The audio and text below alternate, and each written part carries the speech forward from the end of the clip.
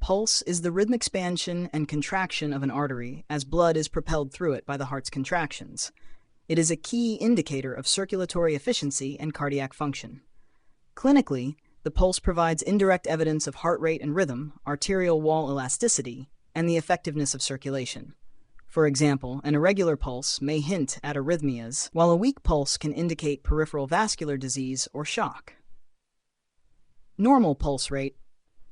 In healthy adults, the typical pulse rate ranges from 60 to 100 beats per minute, BPM.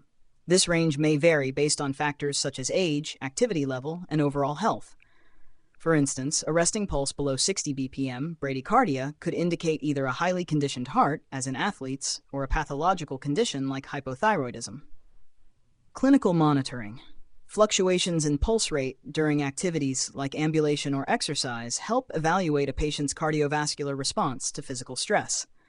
Increased heart rate during activity or recovery delays may signal reduced cardiovascular reserve or fitness. Peripheral pulse assessments. Pedal pulses are essential for assessing distal perfusion.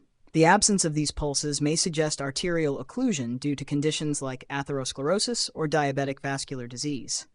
If the pulse is hard to palpate, Doppler ultrasound amplifies pulse sounds, aiding diagnosis. B. Nursing considerations. Understanding factors that influence pulse rate allows nurses to better interpret changes in a patient's condition. 1. Age-related changes. Heart rate typically slows with age due to decreased sympathetic activity and potential conduction system changes. Physical activity. Exercise transiently elevates heart rate to meet increased oxygen demand, a normal physiological response reflecting fitness. 3. Emotional influence. Stress, anxiety, or fear stimulates the sympathetic nervous system, increasing heart rate, which mirrors the body's fight-or-flight state. 4. Pain. Acute pain can elevate heart rate due to sympathetic stimulation. Persistent pain, however, might have a variable impact depending on the patient's adaptation. 5. Temperature. Fever or hyperthermia accelerates the heart rate to enhance heat dissipation, whereas hypothermia slows it as metabolic demand decreases. 6. Medications. Stimulants, e.g. caffeine, and some drugs, e.g. beta-agonists, increase heart rate, whereas depressants, e.g. beta-blockers, or antiarrhythmics often reduce it. 7. Blood pressure dynamics. Hypotension or reduced blood volume, as seen in hemorrhage or dehydration, typically triggers reflex tachycardia to maintain cardiac output. C. Assessing pulse qualities. A thorough pulse assessment includes evaluating 1. Rate, measured in BPM. Alterations like tachycardia over 100 BPM or bradycardia below 60 BPM may indicate underlying pathology. 2. Rhythm. Regularity of beats is noted. An irregular rhythm, such as atrial fibrillation, often warrants further cardiac investigation. 3. Strength. Graded on a scale from 0, absent, to 4+, bounding. Weak pulses may indicate poor cardiac output, while bounding pulses can signal conditions like fever, hyperthyroidism, or aortic regurgitation. 4. Equality. Pulse comparison on both sides of the body ensures no localized arterial obstruction or asymmetry exists. D. Pulse points and locations. Palpating specific arteries allows for targeted assessments based on clinical needs.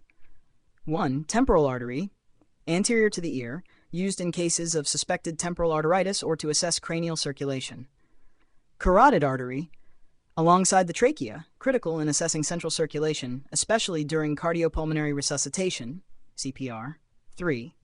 Apical pulse, at the fifth intercostal space, mid-clavicular line, best for identifying irregular heart rhythms or evaluating the effects of cardiac medications. 4. Brachial pulse, above the elbow, often used in infants or for blood pressure measurement. 5. Radial pulse, at the wrist, thumb side, a common site for routine pulse checks. 6. Ulnar pulse, wrist, little finger side, supplementary to radial pulse when needed. 7. Femoral pulse, below the inguinal ligament, useful in detecting arterial flow during trauma or in vascular compromise. 8. Popliteal pulse, behind the knee, challenging to palpate, used in peripheral vascular assessments. 9. Posterior tibial pulse, inner ankle, critical in assessing foot circulation. 10. Dorsalis pedis pulse, top of the foot, often absent congenitally or impaired in arterial disease.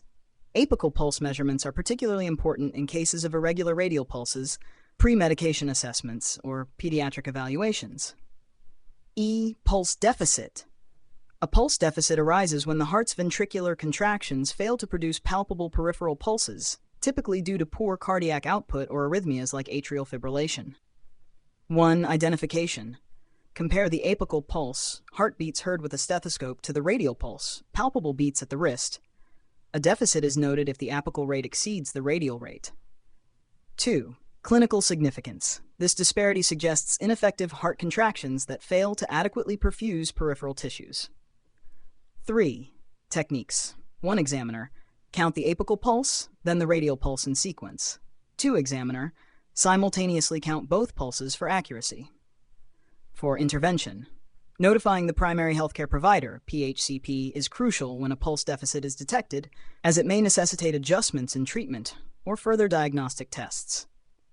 By integrating these insights into practice, healthcare providers ensure a comprehensive evaluation of cardiovascular function, critical for diagnosing and managing patient conditions effectively.